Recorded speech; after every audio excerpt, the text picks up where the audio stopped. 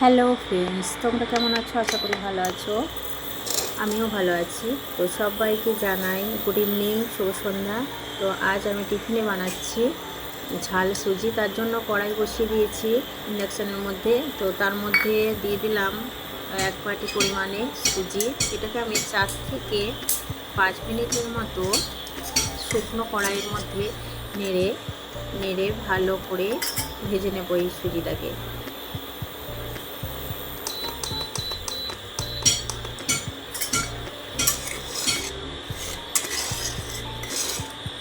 তো সুজিটা প্রায় ভাজা হয়ে এসেছে। তো এবার সুজিটা কিন্তু আমার ভাজা একদম শেষের দিকে, আর ভাজবো না, এটাই হবে। তো এবারে এটাকে আমি একটা প্লেটের মধ্যে তুলে নিচ্ছি। তো দেখো প্লেটের মধ্যে তুলে নিয়েছি। আর এই কড়াইয়ের মধ্যে আমি দিয়ে দেবো কিছুটা পরিমাণে সাদা তেল। তো সাদা তেল দিয়ে দিয়েছি। তো এই তেলের মধ্যে এবার দিয়ে দেব কিছুটা পরিমাণে চিনেবাদাম। তো এই বাদামগুলোকে আমি ভালো করে ওই তেলের মধ্যে নেড়ে নেড়ে ভেজে নেব।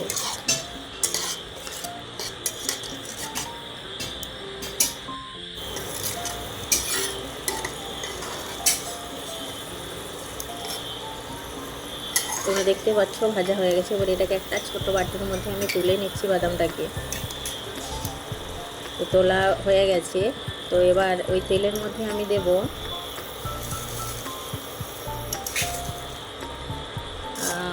হাফ চামচের মতো সাদা সর্ষে। তো সাদা সর্ষে দিয়ে দিলাম। তো সর্ষেটা একটু গরম হোক, ফুটে যাক। তো সর্ষেটা গরম হয়ে গেছে। তো এরপরে এর মধ্যে আমি দিয়ে দেব কিছুটা পরিমাণ কাঁচা লঙ্কা কুচিয়ে আর বেশ কয়েকটা কারি পাতা এই তেলের মধ্যে আমি দিয়ে দিচ্ছি। তো দিয়ে দিলাম কারি পাতা আর কাঁচা লঙ্কা, কুচিয়ে রাখা কাঁচা লঙ্কা আর কারি পাতা দিয়ে দিলাম তেলের মধ্যে। তো এবার এটাও গরম হয়ে গেছে। এরপর দিয়ে দিচ্ছি কুচনো পেঁয়াজ। একটা গোটা সাইজের কুচনো পেঁয়াজ দিয়েছি এর মধ্যে।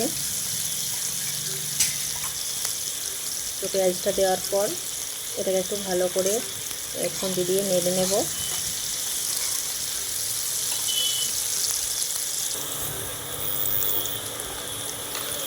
তো এটা ভাজা হয়েছে। এরপর দিয়ে দেবে এর মধ্যে ডুমো করে কেটে রাখা ছোটো ছোটো করে আলুর টুকরো।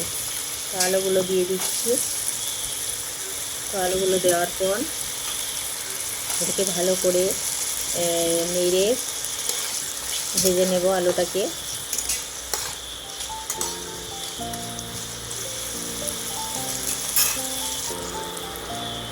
এর মধ্যে এবার কিন্তু আমি দেব অল্প পরিমাণে লবণ। তো লবণ দিয়ে দিলাম। আর গাজর নেই বাড়িতে, আলুটাই ছিল। আলুটা যেহেতু সবসময় বাড়িতে থাকে, আলু ছাড়া তো আমাদের চলে না, তাই আলুটা ছিল, আলুটাই দিলাম। তো গাজর আমি এর মধ্যে অ্যাড করতেই পারতাম, আরও কিছু কিছু সবজি হয়তো অ্যাড করাই যায়। তো নেই, তো আলুটাই আছে, আলুটা দিয়েই বানাচ্ছি।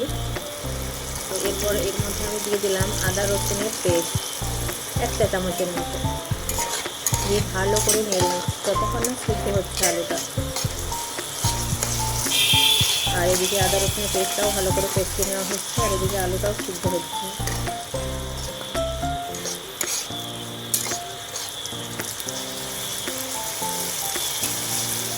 তো একটা গোটা বড় সাইজের একটা টমেটোকে আমি কুচিয়ে রেখেছি। তো এটা এখন আমি দিইনি, এবার এটা দেবো। এটা যেহেতু আলুটা সিদ্ধ হয়েছে, এবারই আমি ওই কুচনো টমেটোটা দিয়ে দেবো। তো টমেটোটা দিয়ে দিলাম। টমেটোটা দেওয়ার পর একটু নেড়ে নেব।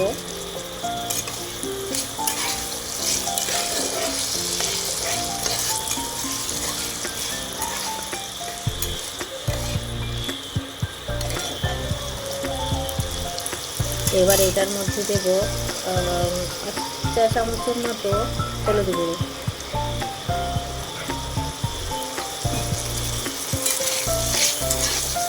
হলুদ গুঁড়ো দেওয়ার পর এটাকে ভালো করে নেড়ে নিচ্ছি।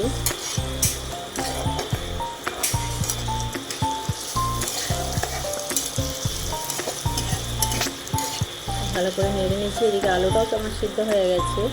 আর এদিকে আমি দেবো এরপর ভেজে রাখা সুজিটা দেওয়ার পর কিন্তু আমি অনবরত নাড়তে থাকবো।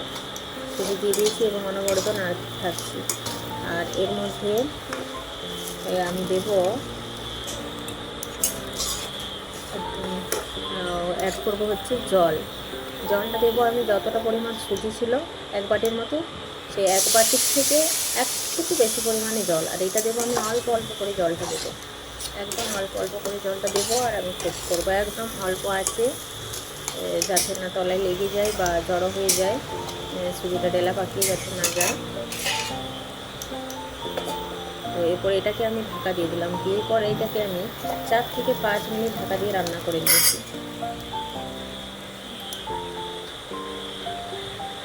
তো এবার এটার মধ্যে আরও অল্প পরিমাণ লবণ দিয়ে দিলাম, যেহেতু সুজিটা আছে ওইটা তখন লবণ দিয়েছিলাম আমি সবজিটার জন্য। তো সুজিটার জন্য অল্প পরিমাণ লবণ আর মিষ্টি দিয়ে দিলাম, আমি যতটা পছন্দ করি যেরকম সেই মতো। তো তোমরা বানালে কিন্তু অবশ্যই তোমাদের পছন্দ মতো মিষ্টিটা অ্যাড করবে।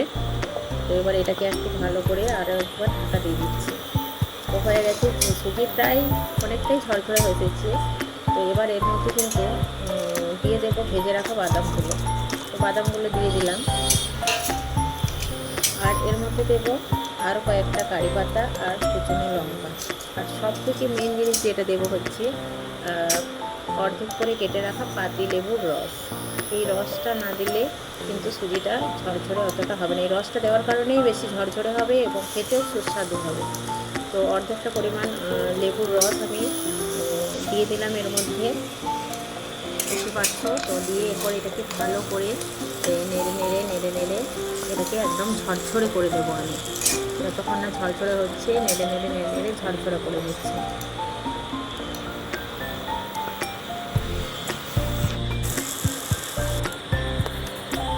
তো ঝরঝরে হয়ে এসেছে, দেখতেই পাচ্ছ সুজিটা, তোমাকে দেখাচ্ছি, দেখো এই দেখো এবং ঝরঝরে হয়েছে।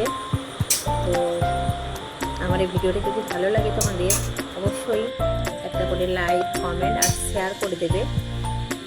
আর আমার চ্যানেলে যদি নতুন হয়ে থাকো আমার চ্যানেলটাকে সাবস্ক্রাইব করে দেবে আর পাশে থাকবে। আর তোমরা ভালো থাকবে, সুস্থ থাকবে আর সাবধানে থাকবে।